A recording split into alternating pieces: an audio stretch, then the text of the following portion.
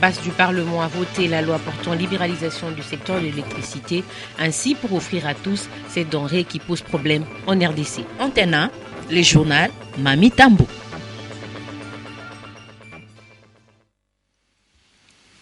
Désolé pour le retard avec lequel nous démarrons cette grande édition d'actualité. Mesdames, Messieurs, merci de nous avoir choisis pour vous informer après la non-signature du document final qui devrait sanctionner la fin du processus de négociation de Kampala. D'aucuns se posent des questions quant à la suite donnée à ces dossiers ainsi que ses conséquences sur la sous-région. Votre rédaction y a réfléchi et vous propose ce commentaire signé Papi Katassi. Après les rendez-vous manqués d'Entebbe en Ouganda pour la signature par Kinshasa LM23 du document final de la facilitation ougandaise, c'est à une succession rapide des événements qu'on assiste. C'est le porte-parole du gouvernement qui a jeté le pavé dans la mare, accusant la facilitation ougandaise d'être à la base de l'échec de la signature du document qui devait sanctionner la fin des pourparlers de Kampala. Lambert Mende Omalanga a expliqué qu'il était entendu clairement que le contenu du dit document ne devait pas être un accord, exprimant ainsi l'étonnement de la partie gouvernementale de ne pas voir la facilitation prendre en compte l'évolution de la situation sur le plan militaire. Ensuite est venu le tour de l'ONU qui en a appelé au désarmement et à la démobilisation du M23 dans sa déclaration du 14 novembre 2013. Un bémol tout de même dans la dite déclaration. Les Nations Unies ne s'immiscent pas dans la guerre sémantique oppose les deux parties en demandant un texte final qui prévoit le désarmement du M23 et la poursuite des auteurs des violations des droits de l'homme. Dans la foulée, comme un boulet de canon dans une forteresse de paix. Cette fois-ci, c'est Kamba Sungeve, secrétaire permanent du M23, qui fait diversion et accepte la proposition gouvernementale de signer une déclaration de paix pour soit dit donner la chance à la paix. À la lumière de toutes les déclarations, on est loin des sorties de l'ornière. Face aux exigences des rebelles qui s'appuient sur les questions de FDLR, de la Minici, sans oublier la protection de tous les Congolais, Kinshasa met dans la balance leur sort. Pas question d'intégration militaire et politique. Bref, poussé par son opinion publique, Kinshasa réclame la dissolution du mouvement rebelle en vertu de sa victoire militaire sur le terrain. D'où la nécessité d'une déclaration de reddition des éléments de Sultani Makenga. Quant à la communauté internationale, elle tient mordicus à sa position. Au lieu de constater le changement d'équilibre des forces sur le terrain, elle s'évertue à prêcher la solution politique sans pour autant en tracer clairement les contours. Face à cette impasse politico-diplomatique, il n'y a donc pas vraie surprise dans cet échec de Kampala. Sans date fixe, pour un nouveau rendez-vous de signature, la balle se trouve dans les camps des pays membres de la conférence internationale sur la région des Grands Lacs et de la communauté internationale qui peuvent donner une nouvelle chance à la paix dans la sous-région. Quelle que soit la forme et le contenu du document qui divise le gouvernement congolais et le M23 à Kampala, l'essentiel, c'est la restauration de la paix profonde en République démocratique du Congo. C'est ce qu'a déclaré le chef de la MONUSCO, Martin Kobler, à l'issue de l'audience lui accordée ce 15 novembre par le ministre des Affaires étrangères. Patricia Mouli était sur place. Le ministre des Affaires étrangères, Raymond Tshibanda, a reçu ce vendredi 15 novembre dans son cabinet de travail le représentant spécial secrétaire général de l'ONU en RDC, Martin Kobler. Ensemble, ils ont fait le tour d'horizon de négociations de Kampala. Les parties qui les décident, nous sommes ici les observateurs, mais supportifs. On soutient les parties, le facilitateur de trouver une solution. C'est très important, si c'est maintenant accord ou conclusion.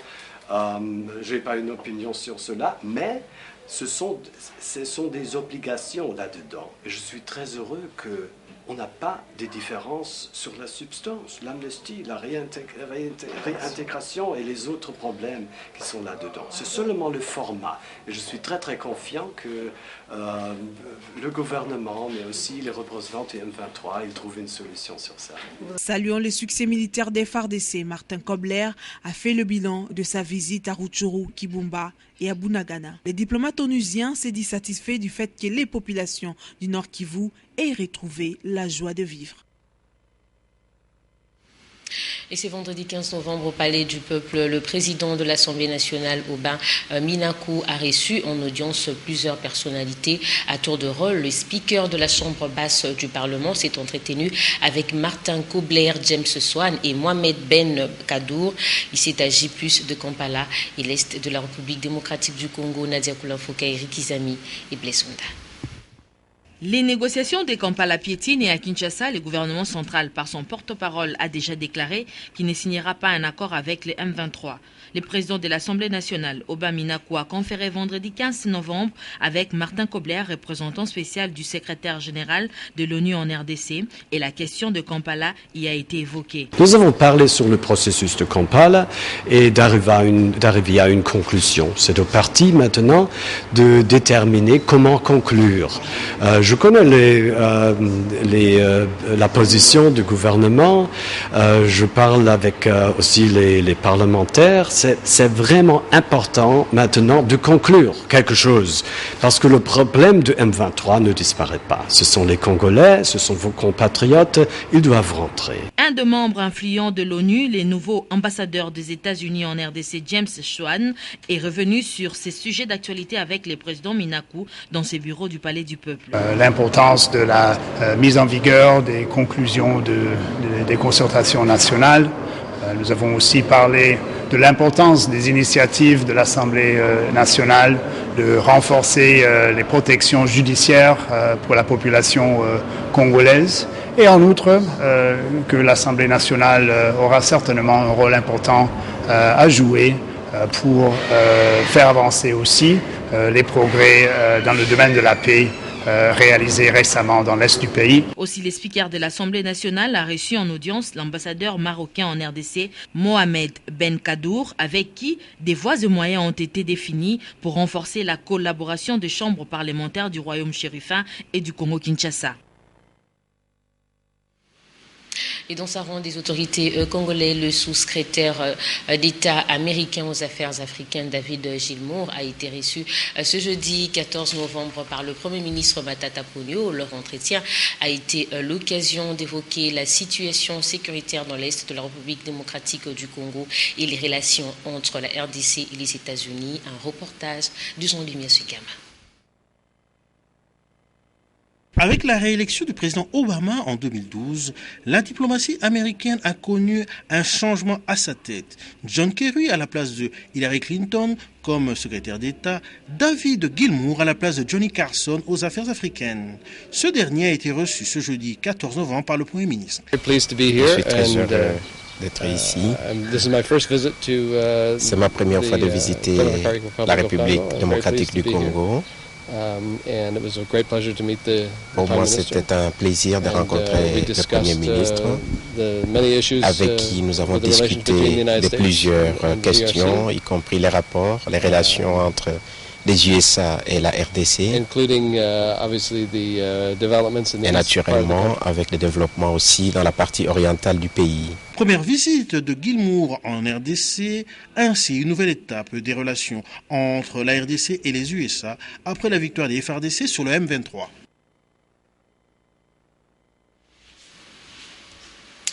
Je le dis en ouverture, c'est ce vendredi que le Sénat, à son tour, a voté la loi relative à la libéralisation du secteur de l'électricité en République démocratique du Congo. En effet, le courant électrique est considéré comme un bien de première nécessité qui favorise le développement socio-économique d'un pays.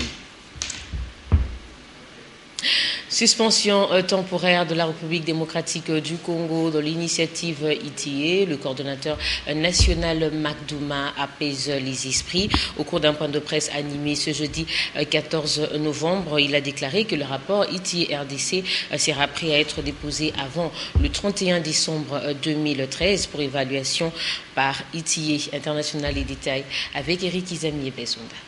Pour l'initiative concernant la transparence dans l'industrie extractive ITIE, le coordonnateur national, Marc-Jérémy Doumba, a affirmé jeudi 14 novembre 2013 que le rapprochement a déjà débuté en ce qui concerne le domaine minier, pendant que pour les hydrocarbures, le rapport est déjà fin prêt.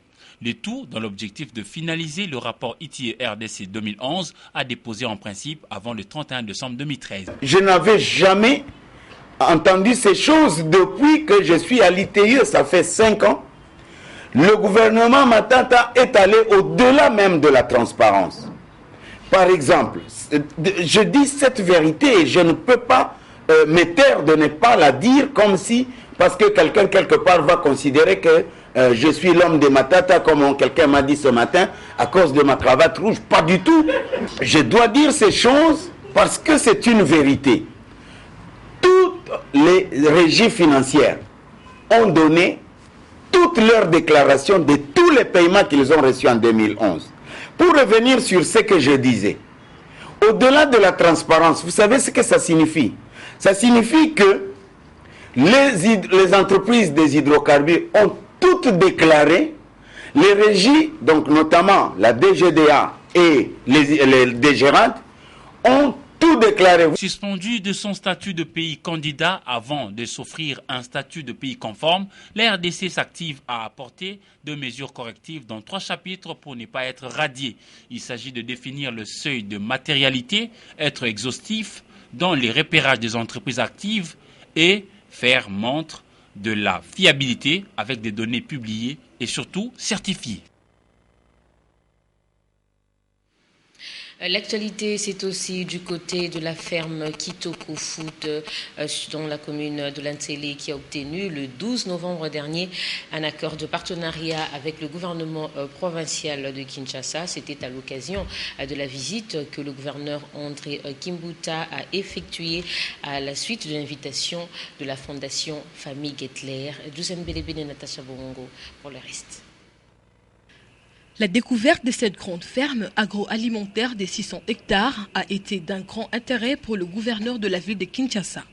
En effet, Kitoko Food est un centre de production et de distribution d'une variété de fruits et légumes, parmi lesquels l'oignon, le maïs, la tomate, le poivron et la carotte. Ici, le travail est soutenu par un équipement moderne, ce qui justifie la qualité de la production qui, du reste, est conditionnée selon les normes internationales. Agréablement surpris, le numéro 1 de la ville ne s'est pas empêché d'encourager l'initiateur de cette grande réalisation qui n'est que Dan Gettler, patron de la fondation Famille Gettler. Je vais vous dire que je suis plus que content. C'est un papa d'une famille qui vient de découvrir que les moyens que mes enfants ne meurent pas de faim. Il vient de me prouver que les Quinoises et les Quinois, dans un temps très bref, auront de quoi à manger. C'est très important. Nous venons de voir une preuve éloquente, une preuve palpable, où on peut avoir combien de tonnes? 14 tonnes par hectare. Convaincu de l'apport de la ferme Kitoko Food sur le plan alimentaire, les responsables de la fondation Famille Gettler et le gouvernement provincial ont convenu de nouer un partenariat. Il faut noter que dans son tiroir de projet, la GFF prévoit la construction d'une académie agronome au bénéfice de la population congolaise et d'une cité de ses travailleurs. Tout ceci en appui à la révolution de la modernité initiée par les chefs de l'État dans son volet agriculture. Dans le souci de faciliter l'accès à ce produit, Canal+ propose à ses consommateurs 3 types de réabonnement. Il s'agit du cash, de la carte de recharge et du prélèvement. José Moussangana et Guimaoui. Canal+ gagne de plus en plus du terrain avec ses produits et services répandus à peau de léopard sur toute l'étendue de la RDC. Et pourtant, on constate qu'après le premier abonnement, certaines personnes ne savent comment, où et quand se réabonner. Premier élément, c'est que l'abonné peut se réabonner en cash, c'est-à-dire en argent comptant, en venant dans nos différents points de vente, Canal+, où c'est écrit la boutique, ou chez nos distributeurs agréés, ou partout c'est écrit distributeur agréé. Le client peut aller, il paye et les images sont directement envoyées sur sa carte. Deuxième possibilité, c'est que le client peut acheter une carte de recharge, une carte sur laquelle il peut gratter, comme pour recharger son téléphone. Il peut acheter et gratter dans tous les Pelo Stores, dans les BIAC, toutes les agences de BIAC, dans tous les points de vente. Il peut acheter avant échéance, garder cette carte, l'offrir, etc. Donc cette carte, elle est disponible donc aujourd'hui et tous les points de vente et qui sont même ouverts les dimanches pour cela.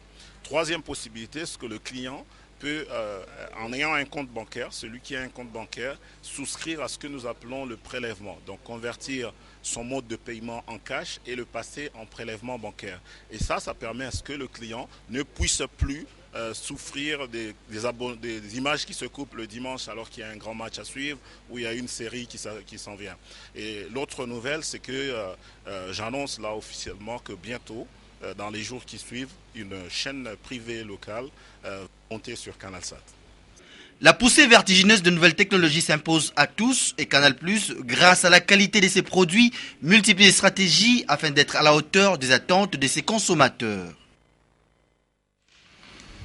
On va parler maintenant de la traditionnelle opération de prise en charge de sinistrés où 86 dossiers sinistres ont été payés par l'assureur national pour soulager les familles victimes de cas de sinistres. C'était hier au cours de l'opération de paye dénommée Jeudi sinistre à l'endroit habituel, c'est-à-dire à la 7e rue Limété où Willy Kesha y a pris part. L'opération Jeudi sinistre de ce 14 novembre a été une occasion pour Freddy Bola du département de sinistrés de faire un état des lieux de la paye de victimes des cas de sinistre. Il a, au cours de son speech, rappelé la procédure à suivre pour se faire indemniser lorsqu'on est victime d'un sinistre. Le bilan est positif, largement positif par rapport à nos prévisions et par rapport à l'année passée. Parce qu'on vient de terminer la session budgétaire, au début de la semaine. Quand nous avons fini nos calculs, nos travaux, nous avons remarqué avec joie qu'on a payé plus que l'année passée et plus encore que l'année écoulée.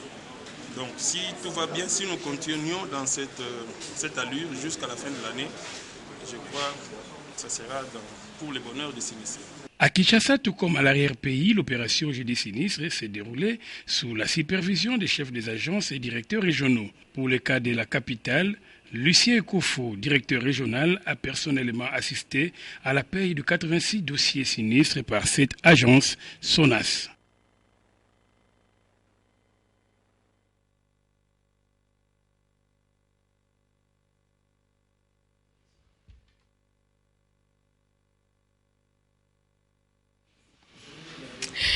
Amouf, en santé, éducation et prévention du diabète, c'est le thème autour duquel le monde entier a célébré hier la journée mondiale du diabète à Kinshasa. Plusieurs acteurs de la lutte contre le diabète et des diabétiques s'y sont réunis au centre d'éducation dans le diabète à Limété pour réfléchir et échanger à l'occasion. Polydor Ngesiami.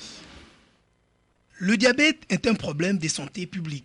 En République démocratique du Congo, cette pathologie à multiples facettes touche une couche importante de la population. Dans notre pays, on compte environ 1 million de diabétiques, dont 200 000 se trouvent à Kinshasa. Plusieurs exposés ont été faits pour expliquer à l'assistance majoritairement composée des diabétiques comment prévenir la maladie et comment se prendre en charge au cas où l'on est frappé. Une occasion de l'éclaircir sur les types de diabète. Nous avons dit que le diabète est dans le type 1, il est une pathologie auto-immune. C'est-à-dire l'individu produit des anticorps qui détruisent son pancréas, lequel pancréas ne sait plus produire l'insuline utile pour baisser le taux de glycémie. Dans le type 2, par contre, le taux d'insuline peut être bon, mais il y a d'autres facteurs extérieurs qui empêchent la bonne utilisation de cette insuline. En RDC et particulièrement à Kinshasa, la prise en charge est organisée de manière à faciliter aux diabétiques l'accès aux soins et au suivi. Nous avons installé un système de centres de santé dans chaque commune. Dans chaque commune, où 2 ou 3 dans des grandes distances ont été diminuées. Les patients prennent les soins près de chez eux. Alors ces centres constituent un réseau de prise en charge de ces diabètes. Les contrôles glycémiques est la pierre angulaire dans la prévention du diabète à côté du traitement de l'hypertension, du contrôle du régime alimentaire et du poids et de l'observance des règles d'hygiène. C'est à cela qu'ont été invités les diabétiques à l'issue de la séance d'échange.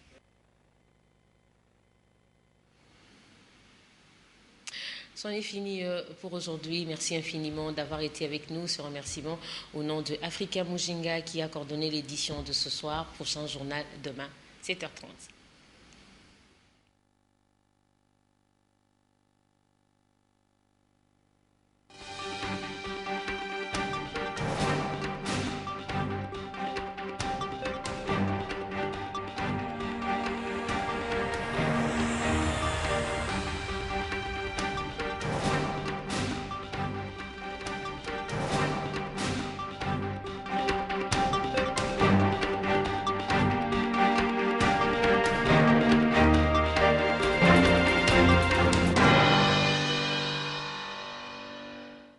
Ce programme vous a été offert par Airtel Money.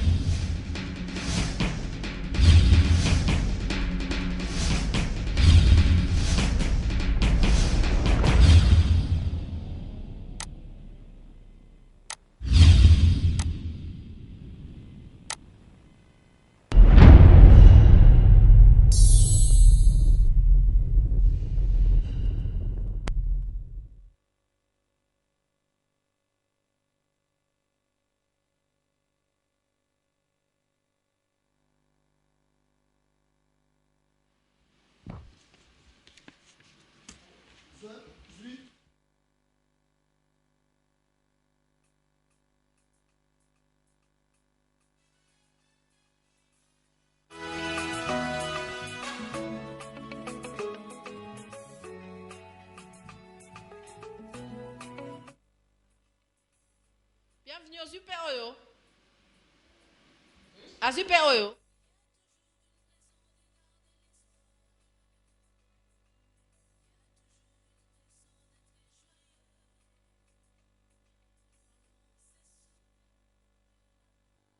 Vous n'y cassez répondre, ma bis.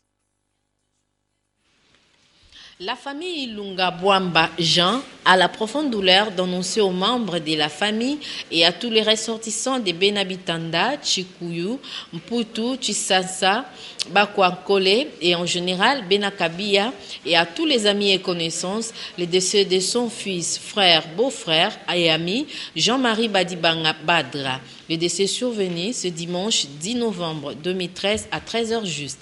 La levée du corps de la morgue de l'hôpital Saint-Joseph a eu lieu ce vendredi 15 novembre 2013 et l'enterrement est prévu pour demain samedi 16 novembre 2013 au cimetière de Kikole.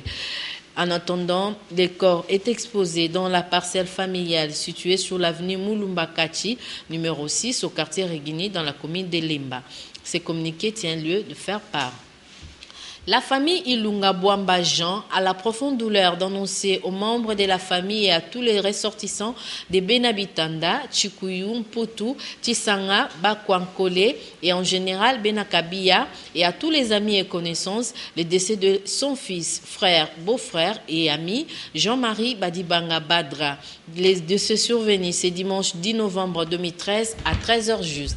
La levée du corps de la morgue de l'hôpital Saint-Joseph a eu lieu ce vendredi 15 novembre 2013 et l'enterrement est prévu pour demain samedi 16 novembre 2013 au cimetière de Kinkole. En attendant, le corps est exposé dans la parcelle familiale située au numéro 6, l'avenue Mulumbakachi, au quartier Regini, dans la commune de Lemba. Ce communiqué tient lieu de faire part pour la famille Ilunga Bele Kelai.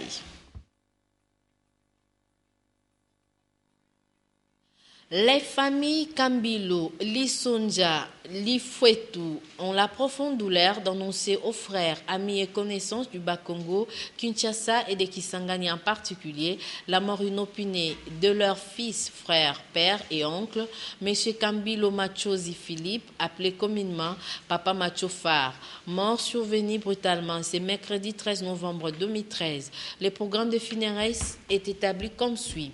Recueillement à la maison familiale 6, avenue Lubouzi, numéro 5162, commune de Bandalungwa, quartier Sinkine, arrêt Bakayao. Référence, église Nzambe Malamu. Samedi 16 novembre 2013, la levée du corps du défunt à la morgue de l'hôpital général de Kinshasa à 11h. Le corps sera exposé à la maison communale de Bandalungwa. Dimanche 17 novembre 2013, l'enterrement en douceur au cimetière de Mbetseke Fouti. Le présent communiqué tient lieu de faire part.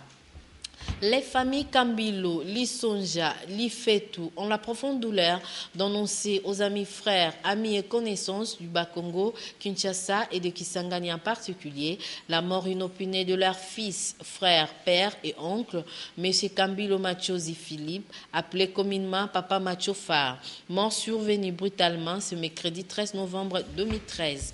Le programme des funérailles est établi comme suit. Recueillement à la maison familiale, 6 avenue Loubouzi, numéro 5262, commune de Bandalungwa, quartier Sinkine, arrêt Bakayao, référence église Nzambe Malamu. Samedi 16 novembre 2013, levée du corps du défunt à la morgue de l'hôpital général de Kinshasa à 11h. Le corps sera exposé à la maison communale de Bandalungwa. Dimanche du 7 novembre 2013, l'enterrement aux douceurs au cimetière de Mbetseke Fouti. Le présent communiqué tient lieu de faire part.